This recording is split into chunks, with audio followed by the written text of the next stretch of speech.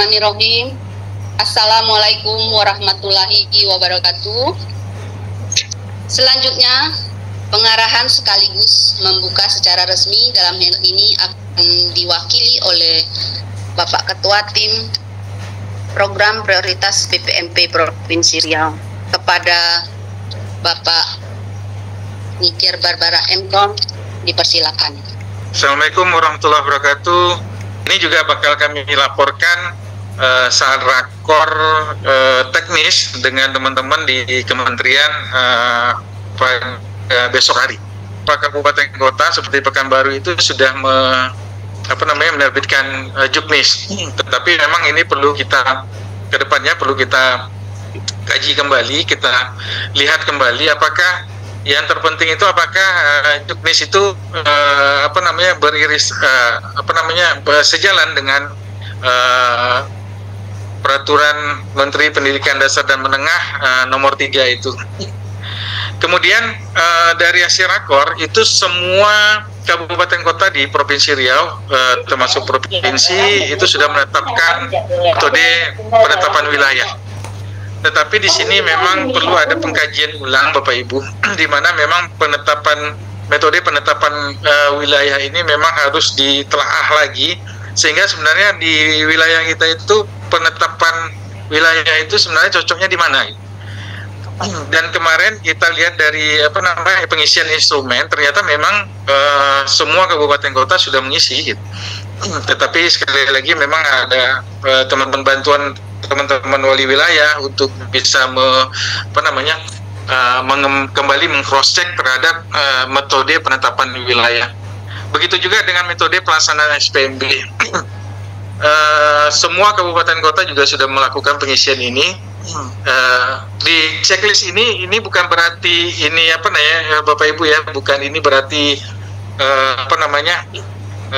sudah oke semua, tetapi ini adalah dari hasil instrumen yang sudah disebarkan oleh PSI Pak Khairuddin, sehingga ini menjadi pengingat kita untuk bisa menjadi apa-apa saja sih yang nanti perlu kita kuatkan di SPMB di kabupaten kota dan provinsi masing-masing. Kemudian dari tautan aplikasi SPMB daring dan manual itu memang beberapa kabupaten kota tidak melakukan pengizinan, tapi ini mungkin ada image apakah ini karena judul instrumennya itu adalah SPMB daring sehingga yang pelaksanaannya manual itu tidak dilakukan pengisian. Ini juga perlu disampaikan lagi nanti Pak Khairuddin terkait dengan mengapa beberapa kabupaten kota tidak melakukan pengisian ini. Terus di waktu pelaksanaan SPMB itu memang ada 2 kabupaten kota, 1 provinsi itu belum melakukan pengisian. Kami melihat Provinsi Riau itu besok rencana akan melakukan uji publik terkait dengan peluncuran juknis.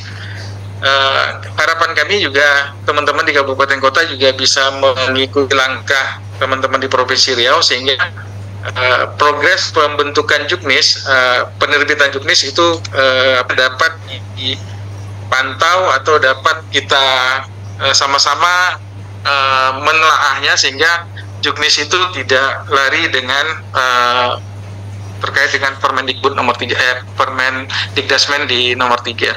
Mungkin itu ada image bahwa teman-teman itu bersekolah di Pekanbaru itu mungkin lebih menjadi tanda kutip lebih baik di masyarakat bahwa dia itu sekolahnya di Pekanbaru. Tetapi ini sekali lagi menjadi pertimbangan di kita bahwa memang harus ada kolaborasi kerjasama dengan kabupaten kota maupun provinsi tetangga. Ini misalnya seperti di Rohul dan di Rohil dan beberapa di kabupaten kota di Provinsi Riau yang berbatasan langsung dengan provinsi tetangga. Ini yang perlu kita kita cermati terkait dengan progres persiapan SPMB di tahun 2025 ini, sehingga kami harapan kita adalah jika persiapan ini sudah sudah matang, sudah baik, sudah kita siapkan sedemikian rupa, harapan kita nanti di pelaksanaan itu tidak ada hambatan berarti. Jadi memang ini menjadi suatu langkah awal kita untuk bagaimana proses pelaksanaan SPMB itu berjalan dengan baik. Juga setelah pelaksanaan SPMB itu sendiri. Itu mungkin Bapak Ibu nanti mungkin dibahas tuntas. Tapi ada satu hal yang paling terpenting menurut kami setelah beberapa minggu ini terjadi beberapa perubahan ya terkait dengan mekanisme pelaksanaan SPMB 2025. Yang paling perlu kami ingatkan adalah memang sekali lagi itu terkait dengan data, terkait dengan data Bapak Ibu.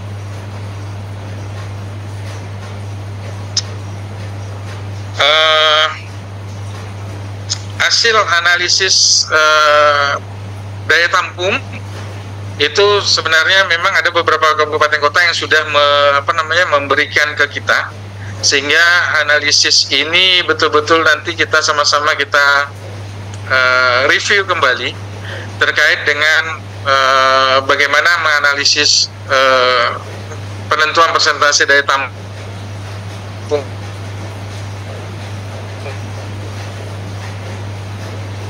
ini, sehingga tidak menjadi permasalahan terkait dengan penyusunan juknis ya.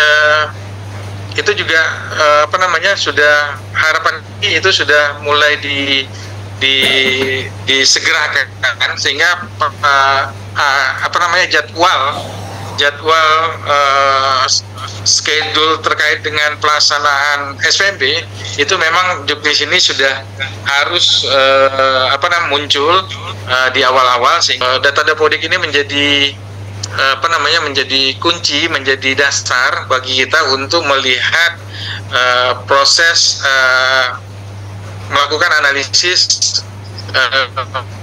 persentase daya tampung di penerimaan murid baru. Sehingga langkah yang pertama itu memang harus memastikan teman-teman di satuan pendidikan itu melakukan proses sinkronisasi terkait dengan data Dapodik. Ini menghimbau kembali teman-teman di kabupaten kota untuk memastikan teman-teman di satuan pendidikan untuk melakukan sinkron Dapodiknya. Itu yang menurut kami yang terpenting, hasil penguatan di seminggu terakhir ini terkait dengan penguatan di data Dapodik. Bapak Ibu, sekali lagi mohon untuk hari ini Bapak Ibu silakan memberikan saran, memberikan apa sih sebenarnya yang terjadi, kendala-kendala yang ada di Bapak Ibu terkait penyusunan juknis, analisis penentuan persentase daya tampung, kemudian penetapan wilayah, kemudian pembentukan panitia, apapun itu terkait dengan SPMB, itu mohon hari ini disampaikan ke kami, karena memang besok Ibu Kepala itu diundang ke Jakarta, itu terkait dengan bagaimana teknis SPMB ini bisa berjalan di kabupaten kota dan provinsi, di masing-masing provinsi yang memungkinkan pertanyaan-pertanyaan ini menjadi bisa clear langsung di saat pertemuan Bu Kepala dengan teman-teman di kementerian. Itu harapan kami Bapak Ibu, sehingga apapun beban Bapak Ibu, sebenarnya kita sekali lagi berbagi saja di ruangan Zoom meeting ini, sehingga sekali lagi tidak hanya Bapak Ibu yang memiliki beban terkait SPMB, libatkan juga lah BPMP terkait dengan bagaimana nanti pelaksanaan SPMB ini berjalan dengan baik di kabupaten kota dan provinsi. Mungkin itu dari kami, Pak Kai, kami mohon bantuan nanti kita kupas tuntas, Pak. Baik, terima kasih Pak Niger. Baik Bapak Ibu yang kami hormati, ini kan tadi disampaikan beberapa poin bahwa kegiatan kita ini terkait tadi disampaikan hasil dari rapat awal ya Pak ya, dari rakor kita terdahulu, kemudian hal-hal penting yang harus tadi sudah kita simak dengar bersama, sehingga intinya saran dan kendala nanti akan kita diskusikan bersama. Baiklah, untuk lebih jelasnya lagi, kami persilakan kepada Bapak hebat kita, Bapak Khairuddin MPD selaku Rada Ahli Madya BPMP Provinsi Riau, untuk menyampaikan tentang SPMB ini dan apa-apa saja yang akan diperlukan untuk pelaksanaan SPMB nantinya. Kepada Bapak dipersilakan. Terima kasih Bu Ayu. Assalamualaikum warahmatullahi wabarakatuh. Pada kesempatan pagi hari ini, sesuai dengan apa yang disampaikan oleh Pak Niger tadi, kami akan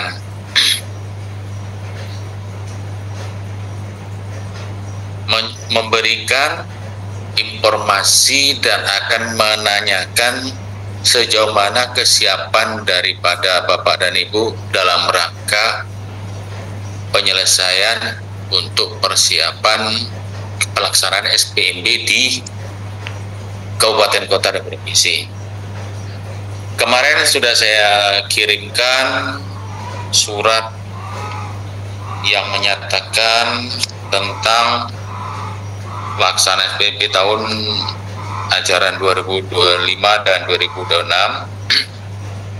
Banyak hal yang sudah kita sampaikan, namun pada intinya pada surat itu disampaikan dengan tahapan-tahapan yang akan Bapak Ibu lakukan sesuai dengan yang kita informasikan dahulu waktu kita rakor, dan Bapak Ibu diwajibkan, bukan ya, diwajibkan harus berkoordinasi terus dengan wali wilayah. Dari data-data yang kita input dan progres pelaksanaan SPMB itu kabupaten kota, masih juga ada yang belum menyelesaikan dan mengisi lembar kerja yang sudah kita sampaikan. Karena dari tahapan-tahapan yang disampaikan oleh pusat, ya, ini dari tahapan perencanaan. Yang pertama, penetapan wilayah penerimaan baru itu jadwalnya bulan Maret. Penetapan ketersediaan daya tampung bulan Maret. Penetapan petunjuk teknis juknisnya itu bulan Maret. Pembentukan panitia itu bulan Maret. Penyediaan aplikasi SPMB itu bulan April, dan sosialisasi pelaksanaan penerimaan murid baru itu bulan April. Ini yang perlu kita lihat. Jadi harapan kami, ya, semua yang telah kita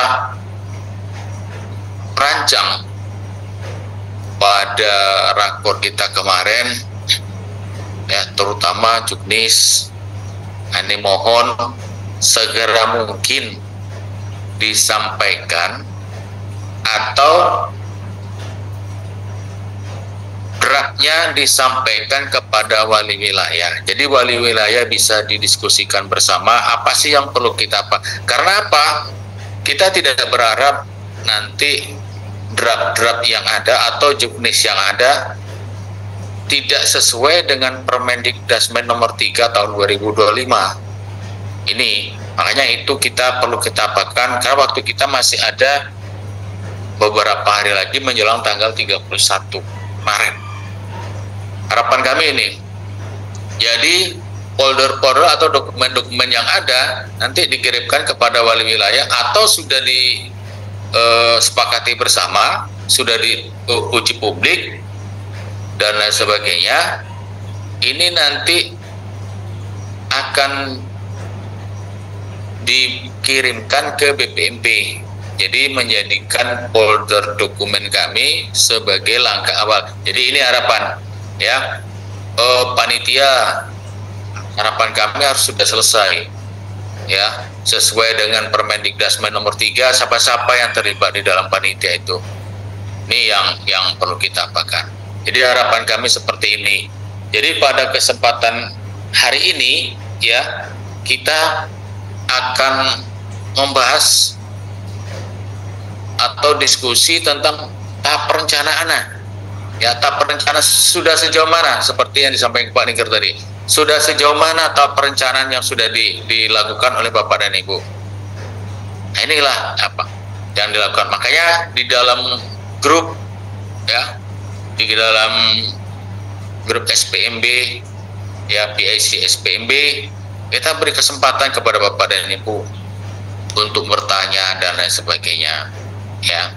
Ini harapan kami sehingga bisa menjadi bahan pertimbangan bagi Bapak dan Ibu dengan kondisi-kondisi yang ada. Acuan semua dokumen-dokumen yang perlu kita apakan, kita harus sampaikan sebagai bahan acuan, sebagai bahan pertimbangan untuk Bapak dan Ibu menyusun. Maka untuk itu harapan kami pada kesempatan ini, silakan nanti Bapak dan Ibu berkolaborasi atau berdiskusi dengan wali wilayah dengan draft-draft yang ada. Jadi kita tinggal nunggu berapa waktu lagi, ini nggak begitu lama, sehingga draft ini sudah bisa kita terima atau juknisnya ini sudah bisa kita terima, yaitu juknis SPMB, panitia SPMB ya, daya tampungnya seperti apa ya. Inilah yang penting. Jadi pada kesempatan pagi hari ini kita akan mencoba ya, konsekuensinya untuk pelaksanaan SPMB di kabupaten kota masing-masing tentu berbeda. Ada yang menggunakan pola daring, ada yang menggunakan pola luring, nah, tentu berbeda-beda. Dan ada yang menggunakan wilayahnya radius, dan ada yang menggunakan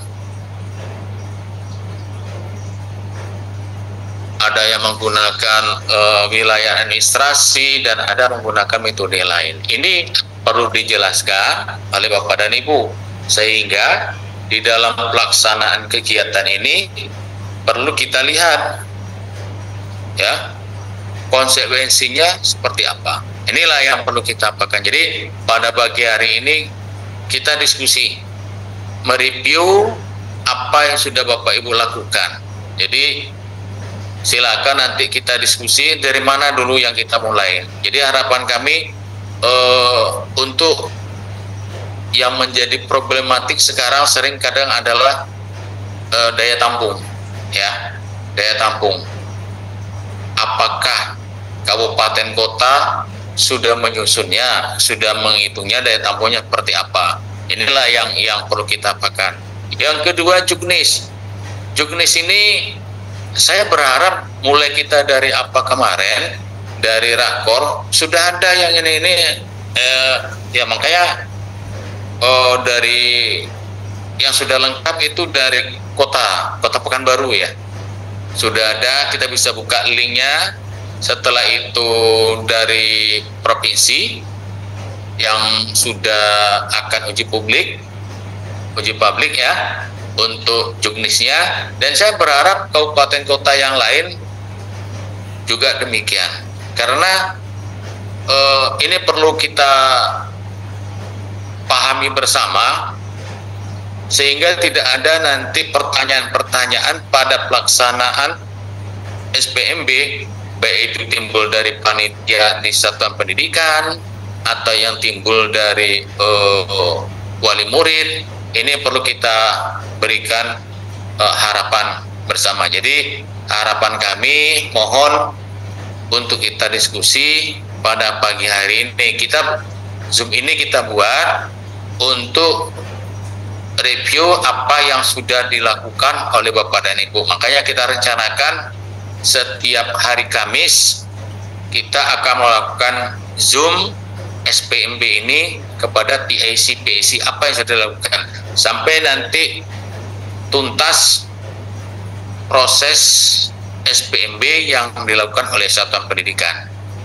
Saya rasa itu untuk sementara waktu, ya, karena harapan kami ingin masuk laporan dari kabupaten kota, apa yang sudah dilakukan dan sejauh mana yang sudah diselesaikan dan sejauh mana sudah komunikasi dengan wali wilayah, karena ini bukan Bapak Ibu sendiri yang bekerja, tetapi harus koordinasi wali wilayah didampingi oleh wali wilayah.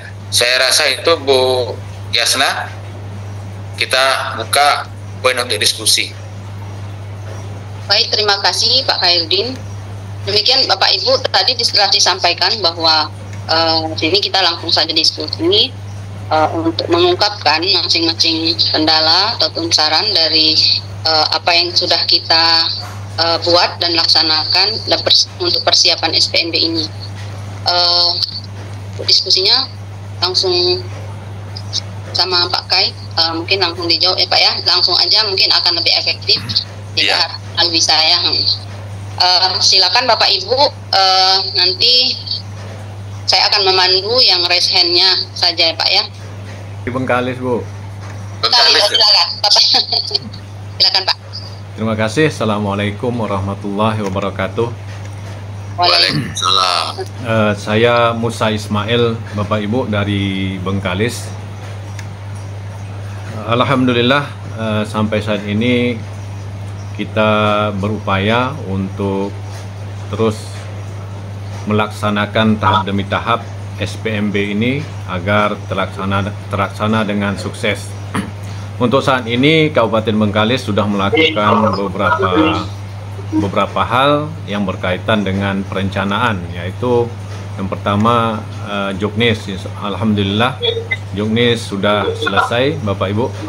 Kemudian yang kedua kita juga sudah melaksanakan usulan daya tampung. Cuma mengenai daya tampung ini Bapak Ibu, ada beberapa persoalan yang harus dicari solusinya, dan persoalan ini mungkin juga berkaitan dengan kabupaten yang lain gitu. Yang pertama Bapak Ibu, masih ada persoalan yang pertama di Bengkalis itu, kami lihat daya tampung masih ada yang nol. Nah, ini sampai saat ini kami belum dapat kejelasan mengapa di dashboard itu beberapa sekolah di Kabupaten Bengkalis masih nol, dan apakah ini bisa diubah? Kalau memang bisa, bagaimana prosesnya begitu. Yang kedua Bapak Ibu, di Kabupaten Bengkalis ini ada kasus beberapa sekolah, ini berkaitan dengan daya tampung juga. Ada beberapa sekolah yang di dashboard daya tampung itu tertulis hanya satu rombel, sementara lokasi atau daerah geografis sekolah tersebut tidak memungkinkan untuk mendistribusikan siswa yang mendaftar berlebih gitu. Ini contoh kasus yang pertama adalah SMP Negeri 5 Batin Solapan. Nah, SMP ini berlokasi berdekatan dengan perkebunan sawit Bapak Ibu. Jadi diperkirakan seperti tahun-tahun lalu, SMP ini bisa menerima sampai 7 kelas. oleh pihak sekolah, kebijakan kepala sekolah, kelas 8 dan 9 itu proses belajar mengajarnya meminjam ruangan-ruangan yang lain seperti labor, kemudian UKS, perpustakaan dan sebagainya. Kemudian untuk kelas 7 mereka menggunakan ruang kelas seperti biasa, tetapi di dashboard atau di Dapodik tetap terkesan hanya boleh menerima satu rombel. Persoalannya Bapak Ibu, di situ jarak sekolah lain itu sekitar sudah saya tanyakan dengan pihak sekolah, itu paling dekat itu 10 km gitu. Itu persoalan yang kedua. Yang ketiga, ada beberapa sekolah di Kabupaten Bengkalis ini statusnya masih kelas jauh Bapak Ibu, karena jarak dan atau geografisnya gitu. Seperti di Rupat itu SMP 10 punya kelas jauh. Nah, mereka bingung, kita juga bingung bagaimana cara mengisi daya tampung di kelas atau sekolah tersebut gitu. Sementara di dashboard atau di Dapodik tidak mengakomodasi kelas-kelas jauh itu gitu. Apakah dengan cara mendaftarkan atau memasukkannya tetap di sekolah induk atau bagaimana? Nah, kondisi-kondisi inilah yang terjadi setiap tahun. Mungkin tidak hanya di Kabupaten Bengkalis, saya yakin juga di kabupaten lain juga seperti itu. Dan ini menjadi persoalan kita bersama untuk menyelesaikan sehingga tidak menjadi persoalan. Kalau kita menggunakan data Dapodik, niscaya anak-anak yang mendaftar di suatu sekolah yang berkasus seperti ini agak sulit Bapak Ibu. Yang dapat saya sampaikan, terima kasih. Semoga ada pencerahan untuk kami di Kabupaten Bengkalis khususnya. Assalamualaikum warahmatullahi wabarakatuh. Terima kasih Pak Ismail. Yang pertama, ini masalah ada di dashboard yang masih nol. Seperti yang kita sampaikan dari awal bahwa data dashboard itu adalah data cut-off Dapodik pada tanggal 31 Desember 2024. Jadi itu merupakan data awal sebagai acuan ya Bapak Ibu. Sekarang makanya Bapak Ibu diminta untuk melakukan data real di lapangan yang terdata di Dapodik yang ada, ya, data real di lapangan. Misalnya pada tahun pelajaran 2024-2025 dia meluluskan 2 rombel, sementara di Dapodik awal, ya, data awal yang disampaikan hanya 1 rombel. Ini yang perlu kita sesuaikan. Maka inilah yang perlu Bapak Ibu membuat analisis. Inilah yang perlu diapakan. Jadi data real yang kita harapkan, yang disesuaikan, yang disampaikan oleh Bapak dan Ibu PIC, ya. Jadi data real di lapangan berdasarkan Dapodik Satuan Pendidikan. Cara menghitungnya gimana? Misalnya ruang di Dapodik ada ruang kelas 10 misalnya, sementara rombelnya hanya 9 atau rombelnya hanya 8. Nah, di kelas ini kita SMP ya, misalnya di kelas 9 dari 8 hanya 2 rombelnya di kelas 9. Kalau kita misalnya dengan kondisi yang ada tamat dia 2 rombel di kelas 9, berarti kita punya ruang kelas ada 4. Nah, ini silakan untuk melakukan penambahan sesuai dengan ruang kelas. Ini Bapak Ibu. Jadi harus di lapangan itu betul kita jeli. Jadi berapa daya tampung di satuan pendidikan, biasanya satuan pendidikan melaporkan, ya, sesuai dengan data ruang kelas yang ada. Ini yang pertama. Yang kedua, daya tampung yang disampaikan oleh Pak Ismail tadi, ya, yang di daerah Batin Selapan, ya, SMP di sana karena jaraknya jauh dari sekolah yang ada. Bagaimana caranya? Yang pertama kita harus melihat ruang kelas juga, Pak. Kita lihat ruang kelasnya berapa dan jumlah tamatan SD yang ada di lingkungan situ, di lingkungan Batin Selapan itu berapa? Itu harus jadi apa? Kira-kira yang melanjutkan sekolah ke SMP itu berapa? Satu. Yang kedua, seandainya nanti melebihi dari daya tampung yang bersifat wajar, ya, kita kembali ke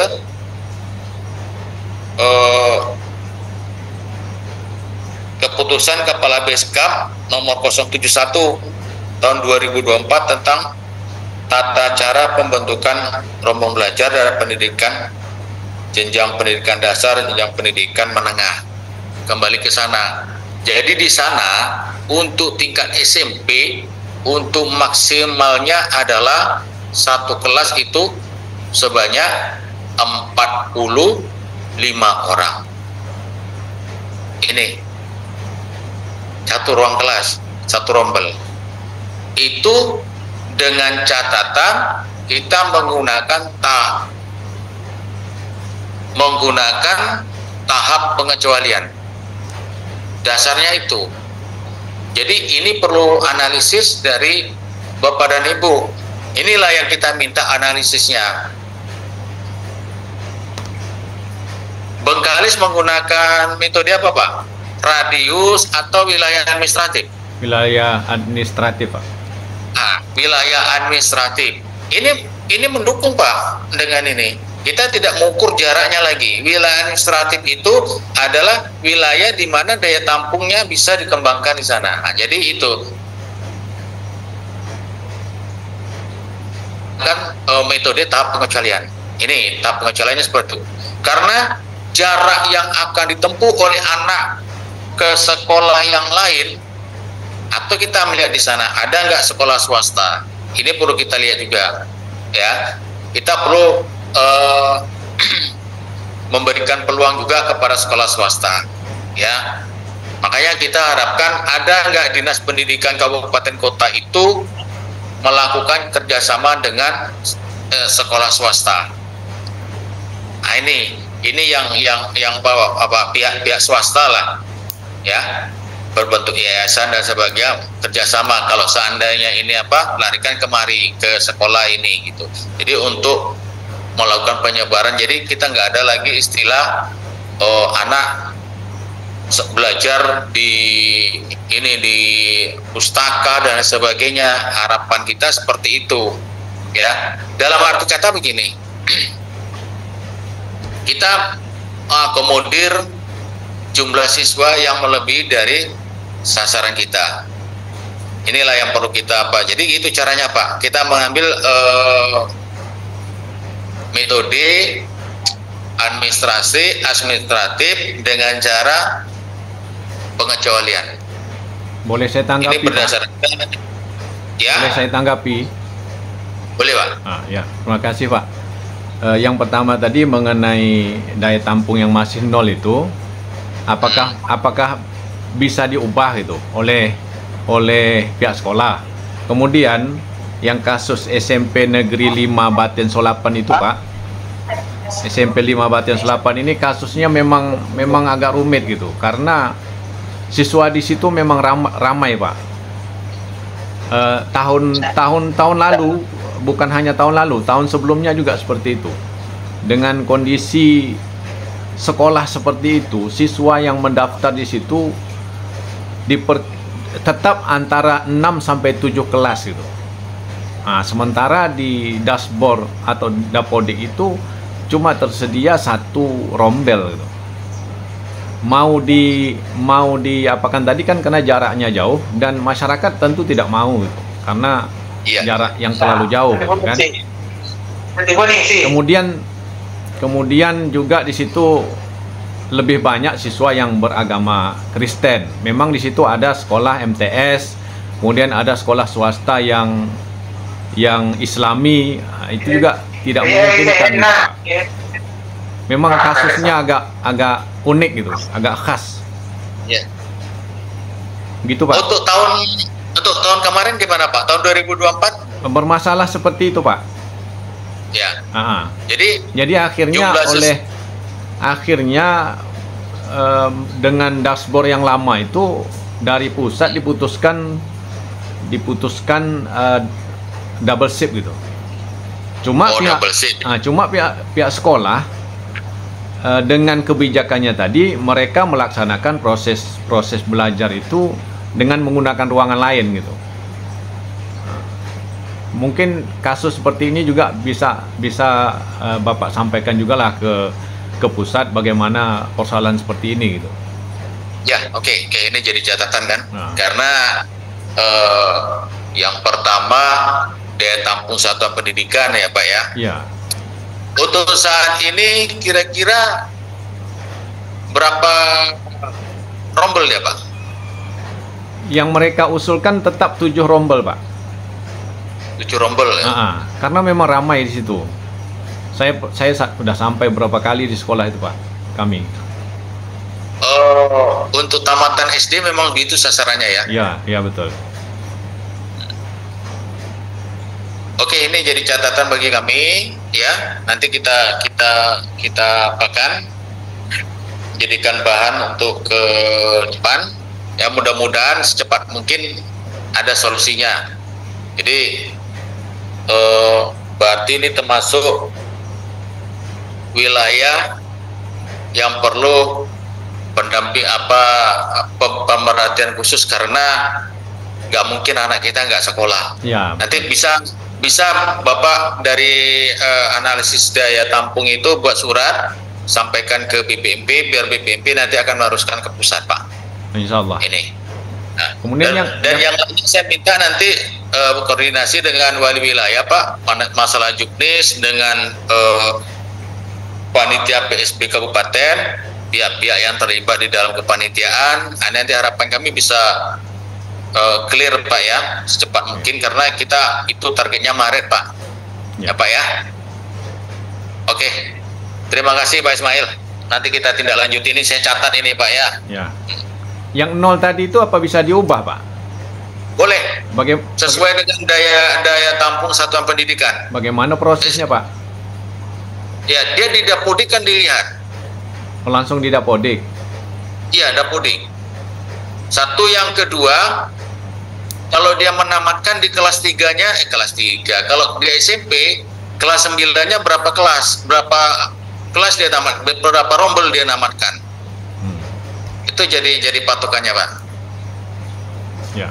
Ya memang mungkin mereka pada Desember kemarin mungkin belum sinkron Pak. Kan ini itu perlu setiap semester kan harus sinkron ini. Ya.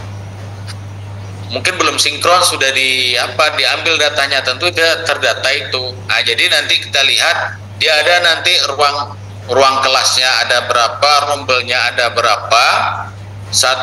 Nanti dilihat meluluskannya berapa orang. Misalnya ada berapa rombel yang diluluskan. Nah, itu jadi patokan. Oke Pak. Sekarang itu Pak. Satu lagi Pak, yang kelas jauh tadi Pak. Oh, yang kelas jauh ya. Karena kelas jauh ini dapodiknya masih pada kelas Indo, sekolah Indo. Tentu dihitung di dalam kelas induk Pak. Misalnya dia di ini ya di Rupat Utara kelas jauhnya, sementara kelas induknya, sekolah induknya di Rupat. Dia harus masuk ke dapodiknya di kelas induk, Pak. Berarti daya tampungnya Ini, di Pak. situ juga, Pak, ya? Jadi daya tampungnya masukkan di kelas induk. Ya. Ya, jadi bisa membantu itu. Kalau nggak itu gimana motor? Kita kuncinya ke dapodik, Pak. Kalau dapodiknya kelas jauh itu tidak masuk ke dapodik, wah kacau nanti. Sia-sia ada sekolah. Saya rasa itu, Pak. Sementara itu, Pak. Terima kasih. Ya, nanti kalau apa bisa aja di WA grup kita diskusi lagi.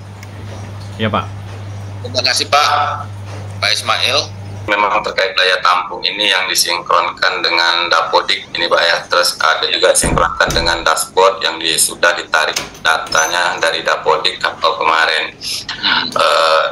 Pertanyaan mendasar tentu terkait ini, ketika sekolah sudah melaksanakan sinkronisasi terhadap dapodik, taruhlah nanti sudah ada pembetulan, sudah ada update terakhir terhadap rombel maupun ruang kelasnya, apakah data yang di dashboard itu akan update berubah mengikuti dapodik? Itu yang pertama. Terus nanti kalaupun di data awal yang di dashboard itu yang menjadikan rujukan awal kita dalam pembuatan analisa, apakah data yang awal itu yang masih banyak nol-nolnya itu yang tidak sesuai dengan dapodik itu yang akan kita buat analisa untuk dilakukan penyesuaian gitu, Pak. Misalnya di dashboard itu SMP 1 rombelnya masih 0, tapi kita sudah sinkronkan di dapodik, sudah update, sudah oke bahwa kebutuhan rombelnya 9. Jadi nanti apakah ada perbedaan ini yang akan menjadikan dasar kita membuat analisa itu apakah disampaikan per sekolah seperti itu, Pak, ataukah memang kita langsung saja membuat analisanya itu sesuai dengan kebutuhan rombel yang ada di tiap sekolah, gitu, seperti itu. Jadi tidak perlu lagi kita melihat dashboard dari data awal kemarin. Terus terkait ini kalaupun di dapodik nanti sudah dilakukan sinkronisasi oleh sekolah, sudah update mereka, penyesuaiannya juga sudah, ya, tapi masih juga terdapat perbedaan yang besar di data awal di dashboard itu, apakah kami perlu membuat suatu justifikasi lagi, Pak?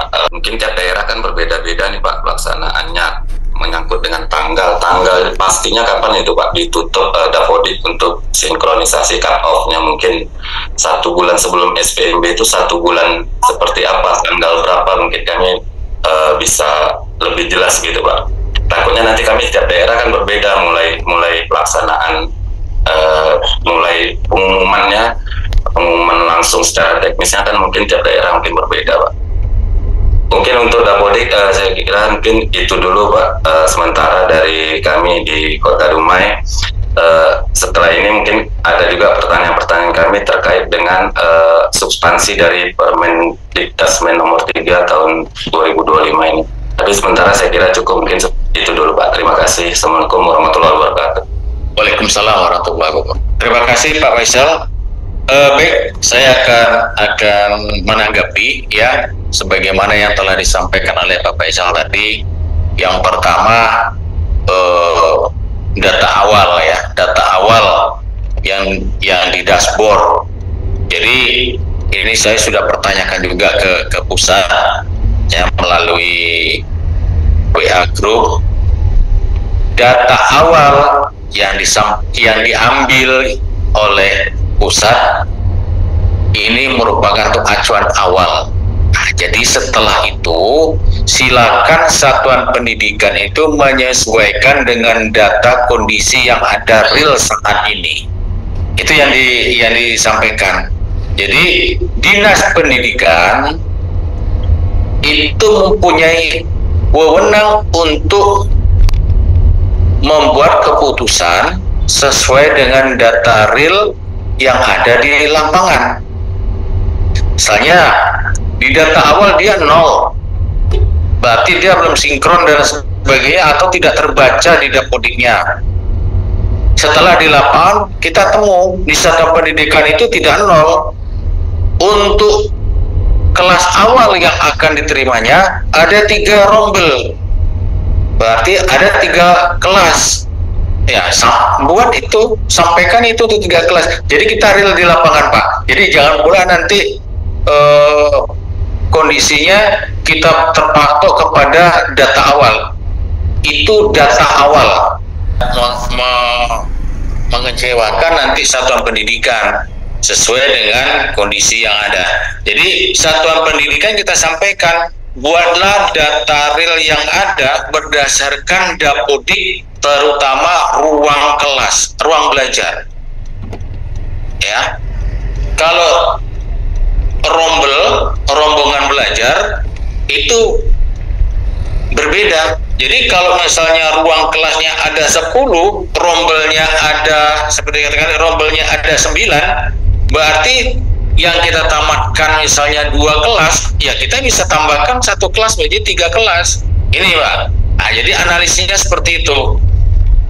Makanya kadang di Dapodik itu data-data yang sinkron berdasarkan analisis itu, supaya tidak memberikan kesempatan untuk melebihi dari daya tampung satuan pendidikan itu. Ini sebenarnya yang diapakan, yang disampaikan. Ini yang perlu kita apakan sesuai dengan kondisi yang ada. Mengenai tentang 1 bulan sebelum proses pendaftaran ditutup. Jadi di sini kita lihat surat yang disampaikan oleh pusat, pertama tentang pengumuman dan pengumuman penetapan murid baru itu Juni sama Juli, ya, tergantung kepada kalender pendidikan. Ini jadi patokan. Jadi pengumuman pendaftaran penerimaan murid baru paling lambat minggu pertama bulan Mei. Paling lambat minggu pertama bulan Mei. Itu pengumuman pendaftaran penerimaan murid baru. Ini minggu pertama bulan Mei. Ini Bapak Ibu. Jadi kita masih ada waktu, makanya Juknis, panitia dan aplikasi yang akan digunakan, mohon nanti sesuai dengan link yang kita sampaikan, lembar kerja yang kita sampaikan, mohon diisikan di sana. Kalau kita menggunakan daring, kalau kita menggunakan luring, nah berarti linknya tentu nggak perlu. Nah, cuma hal-hal yang perlu kita apakan, prosesnya kapan, kan masing-masing itu kita beri kesempatan kemarin untuk mengisi tanggal berapa mau diapakan dan sebagainya. Ini nanti kan dihitung berdasarkan konsekuensi yang nanti kita akan rangkum. Berarti kita Riau penerimaan murid baru antara Juni sama Juli. Nah ini kita apakan nanti ya. Prosesnya awal untuk pengumumannya bulan Mei. Nah ini kita apakan. Ini Pak. Jadi ini perlu kita sampaikan ke sana, sehingga nanti perlu bagaimana pengembangan ke depan. Jadi kita nggak cukup di sini aja, nanti kita diskusi. Makanya kita buka setiap Kamis, apa sih kendala-kendala yang ada di kabupaten kota setiap Kamis itu. Ya mungkin Kamis depan karena kita udah mau ini, mungkin kita jangan dulu lah. Nanti Kamis bulan April minggu pertama, bila dalam suasana lebaran kita coba buka, nanti kita diskusikan, karena prosesnya tetap berjalan Pak. Kita sibuk dengan libur lebaran, prosesnya tetap berjalan. Nah ini yang perlu kita apakan. Saya rasa itu Pak Faisal untuk sementara, nanti kita bisa diskusi lagi. Terima kasih Pak Kai. Ya. Izin menanggapi. Kamis depan kenapa Pak Kai? Udah mau lebaran ya? Kamis depan Bu, kita kan udah ini Bu, udah 27 masih masuk loh. Oh, masih masuk 27? Iya dong, libur 38 Pak Kai. Ya katanya Bu. Atau udah mau ini aja. Pakai udah pulang kampung, Bu.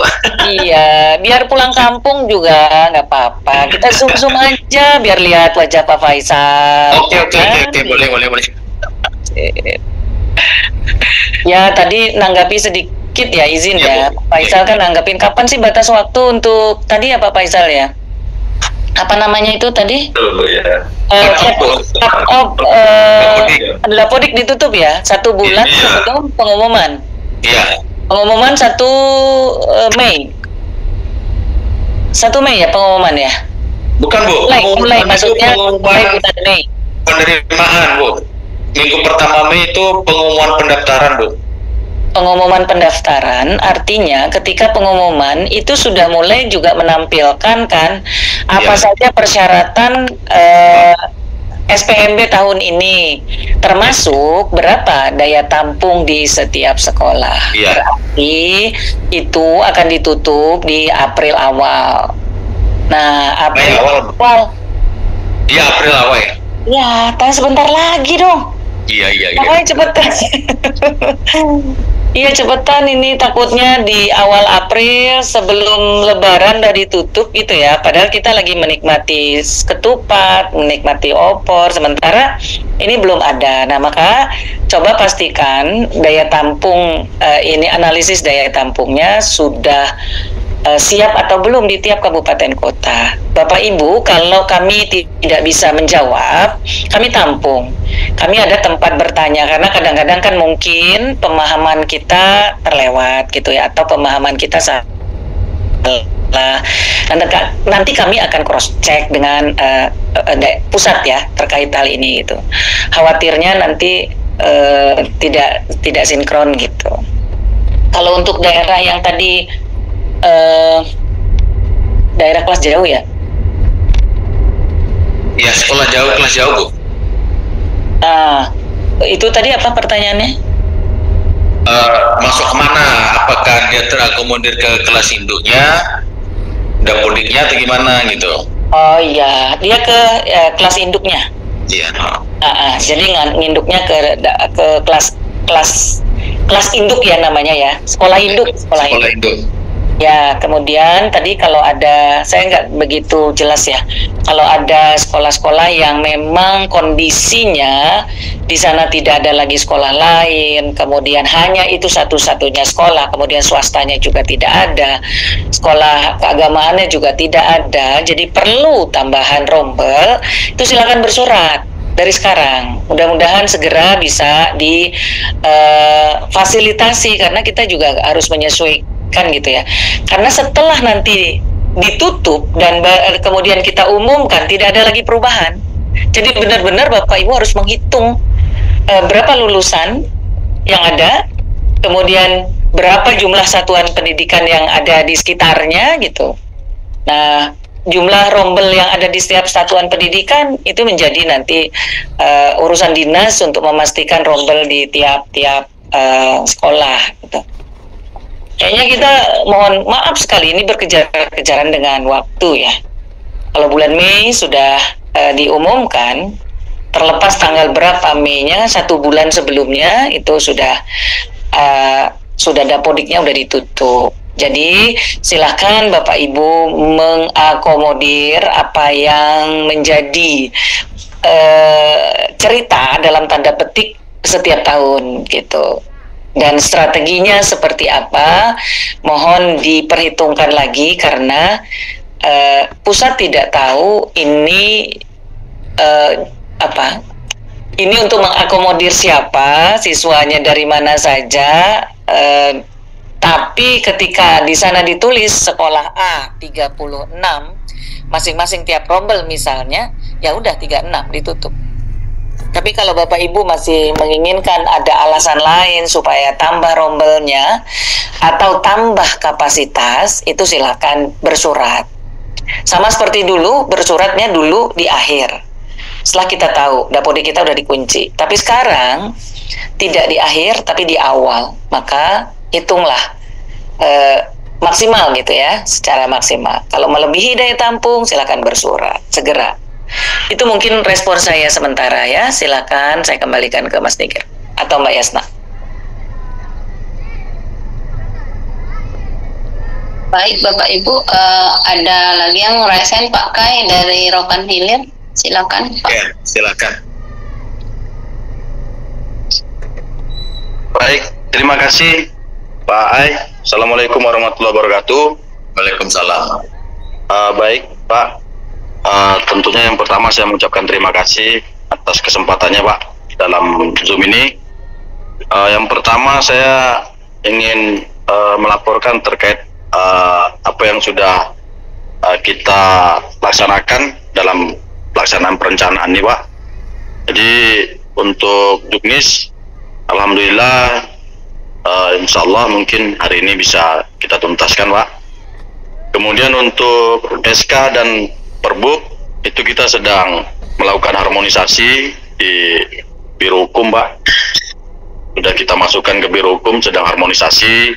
Jika nanti sudah selesai, mudah-mudahan dalam bulan Maret ini kita kejar itu sudah tuntas. Nah, kemudian yang berikutnya terkait daya tampung nih Pak, ada beberapa hal yang ingin kita pertanyakan karena terkait dengan daya tampung ini kita sudah melakukan musyawarah dengan Ketua MKKS dan K3S, bahkan juga koordinator wilayah yang ada di Kecamatan Sekabupaten Rokan Hilir. Jadi kita sudah melakukan pemetaan terkait masalah daya tampung ini. Mudah-mudahan minggu depan untuk daya tampung ini bisa kita tuntaskan. Tetapi ada beberapa hal yang ingin kita pertanyakan agar nantinya tidak menjadi persoalan di kedepannya. Nah, terkait masalah daya tampung ini Pak, kita sudah melakukan pemetaan, kemudian juga peninjauan terkait masalah Dapodik seperti yang disampaikan oleh teman-teman sebelumnya dari Kabupaten Bengkalis dan Kota Dumai, bahwa di Dapodik itu masih ada yang nol. Nah, setelah kita analisis terkait Dapodik itu mengapa ada yang nol, yang kita temukan itu di dalam Dapodik antara jumlah rombel dengan RKB itu tidak sesuai, kan? Jadi sehingga ini yang membingungkan untuk kita bagaimana untuk mencari solusinya. Kenapa? Karena di rombel mereka itu ada 9, kemudian RKB-nya itu hanya ada 6. Berarti antara rombel dengan RKB itu tidak tersinkronisasi. Lebih banyak rombel daripada ruang kelas belajarnya. Nah ini tetapi kita mengambil inisiatif kemarin Pak terkait masalah ini, bahwa kami hanya memberikan kepada sekolah, yaitu adalah terkait berapa jumlah siswa kelas 9 yang tamat, maka mereka bisa menerima sesuai dengan jumlah siswa yang tamat kelas 9, tidak melebihi daripada itu. Karena mengingat jumlah siswa yang tamat itu contoh misalnya ada 2 rombel, maka sekolah itu hanya bisa menampung tidak lebih daripada 2 rombel. Itu yang pertama terkait melakukan yang ada di Dapodik itu dengan data yang 0 untuk data awal terkait cut-off Dapodik 31 Desember. Itu yang kami lakukan Pak. Apakah ini bisa kita lakukan seperti itu atau tidak? Itu mungkin pertanyaan yang pertama, bukan? Nah, kemudian pertanyaan yang kedua terkait mengenai daya tampung juga nih Pak. Untuk sekolah yang memang satu-satunya di situ, apakah boleh sekolah itu mengacu untuk daya tampungnya dalam satu rombel itu mengacu sesuai dengan BSKP nomor 071, bahwa jumlah maksimal kalau di SMP itu adalah 45, kan? Walaupun mereka nantinya kita akan membuat surat kepada BPMP terkait untuk penambahan daya tampung ini Pak. Apakah itu boleh atau tidak? Karena ada beberapa sekolah di Kabupaten Rokan Hilir ini yang memang sekolah itu satu-satunya yang ada di desa ataupun kecamatan itu. Kemudian jarak tempuh dan geografis yang harus ditempuh oleh masyarakat di sana untuk mendapatkan sekolah SMP lagi itu cukup jauh, ya. Kemudian akses jalannya juga luar biasa sulit, gitu kan? Nah ini kita butuh penjelasan untuk yang poin kedua Pak. Apakah ini diperbolehkan sesuai dengan aturan daripada BSKP nomor 071 tahun 2024 itu, kan, bahwa daya tampung itu maksimal 45 untuk SMP, kan. Nah, selanjutnya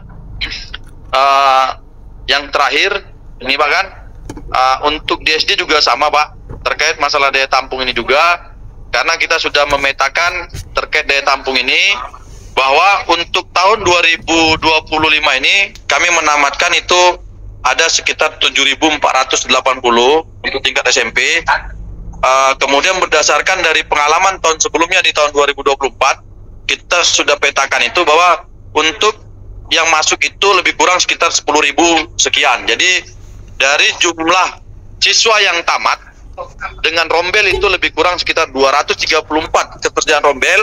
Tetapi dengan jumlah siswa kelas 7 sekarang ini, bahwa kelas 7 sekarang ini adalah berjumlah sekitar 10.000 sekian, dengan jumlah rombel itu sekitar 285 rombel. Apakah kita bisa mengikuti sesuai dengan kelas 7 yang sekarang ini, atau bagaimana solusi yang harus kami lakukan? Karena kita sudah memetakan, khusus untuk yang SMP, kita sudah memetakan sampai ke sana, antara siswa yang tamat, kemudian penentuan rombel, kemudian dengan jumlah siswa kelas 7 yang akan naik ke kelas 8, kemudian kami bagi rombelnya, itu mendapatkan sekitar 285 rombel. Terima kasih Pak Retno. Ya, baik, untuk data awal yang nol seperti yang Bapak sampaikan tadi, ya, memang besar rombelnya daripada ruang kelas. Nah ini, jadi begini, sesuai dengan data yang ada, maka dilihat dari data kelulusan. Misalnya di SMP ya, rombelnya ada 10, sementara ruang kelasnya ada 8. Yang mau tamat untuk tahun ini ada 2 rombel. Jadi yang daya tampungnya adalah yang 2 rombel ini. Ini yang kita apakan. Apa yang diambil kebijakan oleh Rohil, silakan. Tapi harus ada suratnya. Buat surat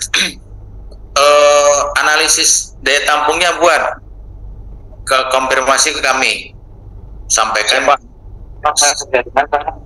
kirimkan ke BPMP. Alamatnya dituju ke Kementerian Pendidikan, ya, melalui BPMP. Nanti akan kita tindak lanjuti.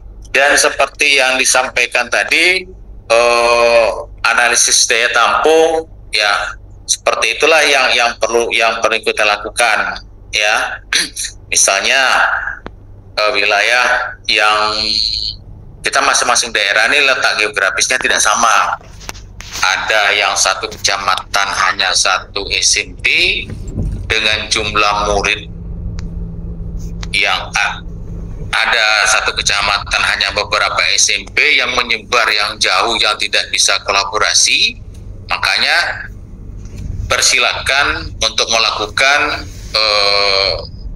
keputusan Kepala Beskap 071 itu adalah dalam hal pengecualian, silakan dilaksanakan dengan mengajukan surat menyampaikan surat analisisnya ke BPMP, tujuan ke Kementerian Pendidikan. Inilah yang perlu kita apakan, sehingga apa yang perlu kita kembangkan nanti disampaikan di dalam juknis. Juknis ini yang menjadi acuan. Jadi juknis ini wajib segera ditindaklanjuti, karena akhir Maret ini harus tuntas. Ini yang perlu kita apakan. Jadi apa yang dilakukan oleh Rohil, ya, yang penting kita berkomunikasi terus dan kita diskusi terus sampai pelaksanaan SPMB ini tuntas untuk kita bersama. Saya rasa itu Pak Retno, nanti kalau ada apa kita bisa diskusi kembali. Ya. Siap. Terima kasih Pak. Oke, makasih Pak Retno. Silakan Bu. dari distrik PKU, Bu Februartati. Kak. Silakan Bu. Wah, Bu Tati ya. Terima kasih Pak atas kesempatan yang telah diberikan. Iya. Pertanyaan kami ini hampir sama Pak dengan beberapa daerah tadi. Tetapi Pak, kami ini pertama yang kami tanya itu tentang pemetaan daya tampung tadi ya Pak ya. Kami sudah memetakan mengacu pertama kali pada BSKP itu Pak. BSKP kalau memang itu bisa disetujui nantinya, di mana daya tampung per kelas itu akan mungkin bisa ditambah menjadi 45 kalau untuk SMP ya Pak ya. Iya. Kami memetakan di sini di SMP Kota Pekanbaru ini kami beberapa sekolah itu sudah mengalami kekurangan guru Pak. Ya Pak ya.